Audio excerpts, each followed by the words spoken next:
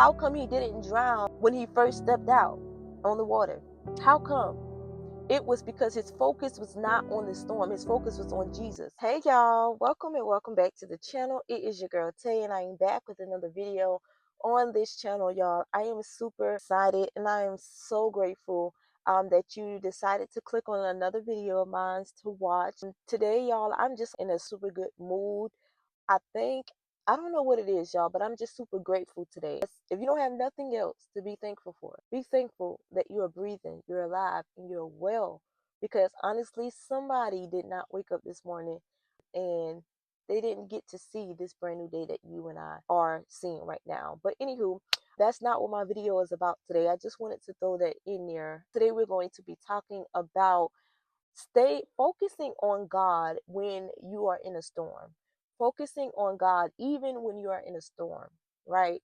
I realize that oftentimes when storms come in our life or when there is a storm, we oftentimes focus on the storm instead of God. We give more, I don't know the word I'm trying to use, but we focus on more of the storm than God. We focus on what's going on in our life than the God who is in control of the storm. And so I want to talk about that because I know that it's so easy said and done. When you are in a storm, your first instance is to think about what's going on, what's happening, the struggle, your finances, what's going wrong instead of what's going right. So I got this message from reading Matthew the 14th and the 28th verse where it talks about how Peter was walking on the water, and when he was walking on the water, he saw the strong storm, and it talks about how he was terrified and he began to sink. And so I want you to focus on God more than the storm, because when we focus and we shift our focus to God, the storm cannot overtake us. And the storm was getting ready to overtake Peter because he was so focused on it. So when we are in a storm, we have to spend time focusing on who is in control of the storm. I remember going through a particular season in my life where I was so focused on what was going on around me instead of who was in control of every situation that I was going through. And so, because I was so focused on what was going wrong around me, I had no peace, no joy. I had nothing because I was so focused. I was so anxious. I was so worried because I was so focused on what was going wrong. And I want you to be encouraged not to focus on the storm, because when you start focusing on the storm, you will lose your joy, you will lose your peace, because the enemy comes to kill, steal, and destroy. And he knows that if he can send a storm in your life to distract you from what God has said, then you will be so distracted that you will probably even miss what God has spoken over you. And so sometimes storms come in our life to sometimes clear the pathway. Sometimes they come in our life to wake us up.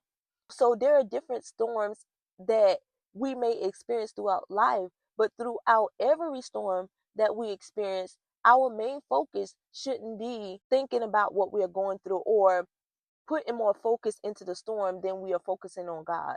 Because when we focus on God, even in a storm, we'll have our joy, we'll have our peace, we'll be able to laugh, we'll be able to sometimes it would even feel like you're not even going through anything because you're focused on God. You're focused on the one who is in control of the storm. That when people look at your life, they'll be like, if you tell them that you were going through anything, they will be like, well, how were you going through that? You still had your peace, you still had your joy, you still was laughing, you still was loving, you still was serving. And it will all be by the grace of God, because you kept your focus on God, the one who is in control of the storm, instead of on the storm.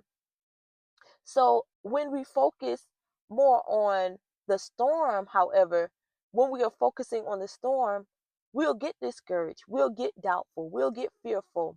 As you can see where it says Peter got terrified, which means that he was fearful, which means that he got afraid. This storm, it scared him so bad that it said that he began to sink. And that's what I'm afraid of, that when the storms come in our life, we get fearful, we get doubtful, we get afraid, that we begin to sink in the storm, we begin to drown in it. And that's something that we don't want to do. We don't want to be afraid. The Bible says in Isaiah, he says, "Fear not, for I am with thee. Be not dismayed, for I am thy God. I will strengthen you and I will help you. I will uphold you with my right hand," which means that God promises never to leave us, never to forsake us, y'all. So if we find ourselves in any type of storm season, it's best that we keep our trust and our faith in God. It's best that we get in a place of worship with Him, get in a place of turning our face from the storm to God, not going to God telling God about our problems, but telling our problems about our God, right? Because although the storm may be a little too big for us to handle, it's never too big for God, right? So we have to get in a place where we are not, because when we give more attention to the storm, we are worshiping the storm. We are worshiping what we're going through. When we're always talking about this, I'm going through this and I'm going through that, I'm having pain and my finances is not where they're supposed to be. We are worshiping what we are going through. And so God doesn't want us to worship what we're going through. He doesn't want us to worship the storm, but He wants us to shift our focus, shift our perspective. Instead of looking at what you're going through, you will feel so much better if you shift your focus and begin to think about God, begin to reflect on His goodness, begin to reflect on His faithfulness and His mercy, right? Because even in this, what you may be experiencing, even in the storm, when we are going through storms in life, God is still able to provide and He's still able to make a way. So it's important for us not to focus on the storm because we don't want to sink. We don't want to drown in the storm. And that's the devil's intentions, is to send storms in our life so that we do drown, so that the storm do overtake us, right? So that it he says he comes to steal, kill, and destroy. So he wants to send these storms in your life, sometimes to discourage you, sometimes to make you feel doubtful, sometimes to make you feel afraid, right? Because God has not given us a spirit of fear, but a power, love, and a sound mind. So where's the fear coming from? The fear is coming from the enemy. He is the one that wants to make you feel afraid of this storm as if God is not in control. So he is the one that is sending on the spirit of fear. He is the one that made Peter feel afraid when he walked out on the water. It wasn't Jesus. It wasn't the fact that it wasn't the fact that Jesus was not in control of the storm. It was the fact that the enemy wanted to send fear. And he does that sometimes to us, to send fear, because that we cannot walk by faith and fear at the same time. And we cannot come to him, you cannot please God without faith. So in order to please him, even in the season where you're going through so many storms, trials, tribulations, we have to get in a place where our faith is overtaking our fear. So we do not drown in what the enemy sent to destroy us.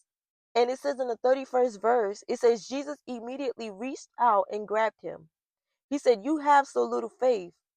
Jesus said, "Why did you doubt me?" You see, he doubted, and that's what the enemy wants the storm to do. He wants the storm to send in fear, doubt, worry, when the Bible specifically tells us not to worry about a thing. So we don't have to be afraid of storms that come in our life, because although they may seem too big for us, they're never too big for the God that is in control of every storm, of everything that we may ever experience. What I love about this scripture is that it's not that the storm wasn't there always, because the storm was always there. When Peter first stepped out on that water, the storm was there. How come he didn't drown when he first stepped out on the water? How come? It was because his focus was not on the storm. His focus was on Jesus. As he began to walk towards Jesus, it says he's walking towards Jesus. He is now noticing this storm.